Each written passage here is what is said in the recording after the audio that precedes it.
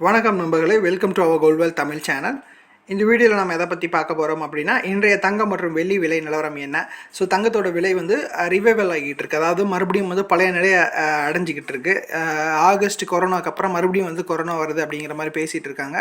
So மறுபடியும் வந்து இந்த கொரோனானால தங்கத்தோட விலை இப்போ இருக்கிற விலையை விட இன்னும் கீழே போகுமா அல்லது மேலே வருமா அப்படிங்கிற டீட்டெயிலை நம்ம வீடியோக்குள்ளே போய் பார்க்கலாம். அதே நேரத்தில் தங்கத்தை வந்து இப்போ இருக்கிற விலையில் வாங்கலாமா அல்லது வெயிட் பண்ணலாமா, எந்த அளவு வரைக்கும் கீழே போகும் அல்லது மேலே ஏற ஆரம்பிக்குமா அப்படிங்கிற விவரங்களை நம்ம வீடியோக்குள்ளே போய் பார்க்கலாம். வாங்க டைரெக்டாக வீடியோக்குள்ளே போகலாம். ஃபஸ்ட்டு வந்து வெள்ளி பார்த்துடலாம். வெள்ளி வந்து ஒரு கிராம் வந்து தற்போது ₹71.80 அப்படிங்கிற விலையில் வந்து சேல்ஸ் ஆகுது. ஒரு கிலோவுக்கு எடுத்துக்கிட்டிங்க அப்படின்னா 71,800 அப்படிங்கிற விலையில் சேல்ஸ் ஆகுது.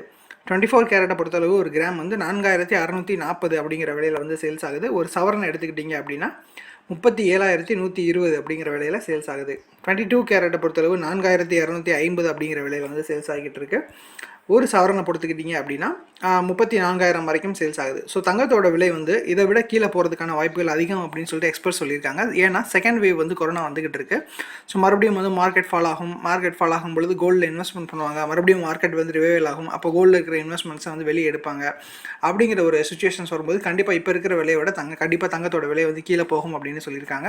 ஸோ இருந்தாலும் லாங் டேர்மில் வந்து உங்களுக்கு பெஸ்ட் ஆப்பர்ச்சுனிட்டியாக இருக்கும். அதனால் வந்து இப்போ நீங்கள் விண்ணப்பிக்கிறது, அதாவது இப்போ நீங்கள் இன்வெஸ்ட் பண்ணுறதுக்கு ஒரு குட் ஆப்பர்ச்சுனிட்டி. பட் பார்சியலாக விண்ணப்பிங்க.